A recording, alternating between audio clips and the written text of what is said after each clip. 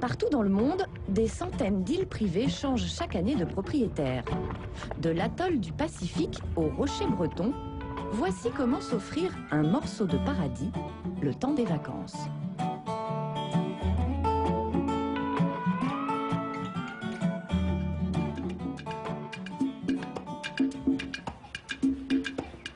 Sur le marché des îles privées, seuls les initiés savent flairer les bons plans. Imaginez que vous achetiez une île, vous iriez voir Jacques, agent immobilier.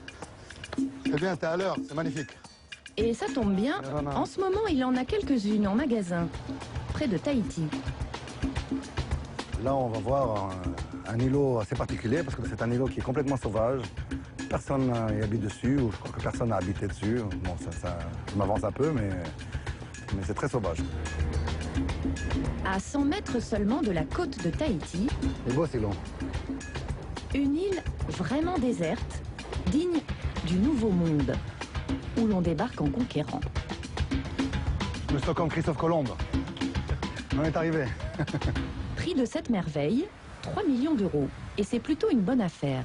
N'importe quel terrain en bord de mer, c'est minimum 120 € le mètre carré et ça monte jusqu'à 500 € le mètre carré. Et là, ça fait combien le mètre carré? Donc, ça fait moins que 100 € le mètre carré.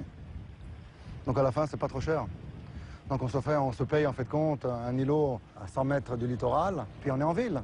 L'aéroport international, les cinémas, les magasins, le shopping. On a vraiment tout. Je ne vais pas exagérer, mais c'est comme habiter à Paris dans un îlot au milieu de la Seine, quoi, en gros. Hein? Il faut quand même un peu d'imagination, car pour l'heure, l'île est parfaitement vierge. Mais pour convaincre d'éventuels investisseurs, Jacques a sa philosophie personnelle. La vie sauvage, n'est-ce pas le luxe ultime? Ça, c'est du sable.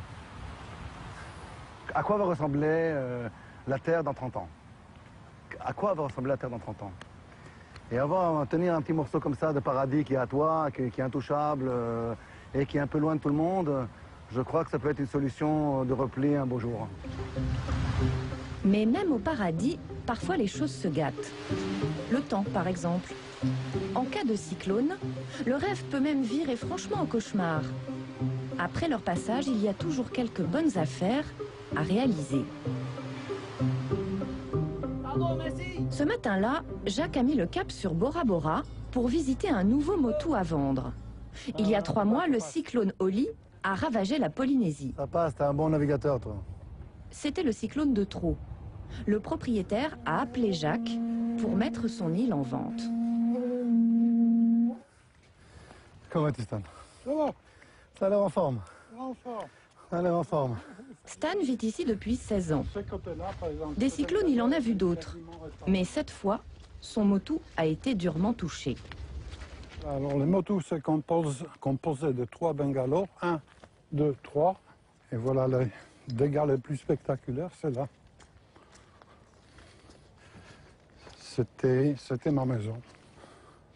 Ah, elle a bien ramassé, hein? Hein? Elle a bien ramassé, la maison, hein? Bah oui, elle a tout ramassé.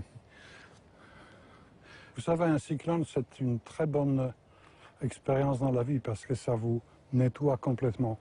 Vous restez nu. Et ça, c'est une très bonne expérience. On se retrouve, on est tout neuf.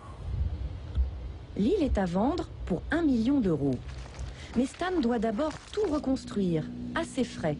En Polynésie, les assureurs n'indemnisent pas les dégâts des cyclones. Sur une île, on perd souvent plus d'argent qu'on en gagne. C'est pas une affaire, c'est un mode de vie. Quelqu'un qui veut faire une affaire, je dirais clairement, n'achetez pas sur les motos. Mais quelqu'un qui veut vivre cette vie-là, je dirais achetez. Installez-vous sur un moto. Toujours un plaisir de te voir.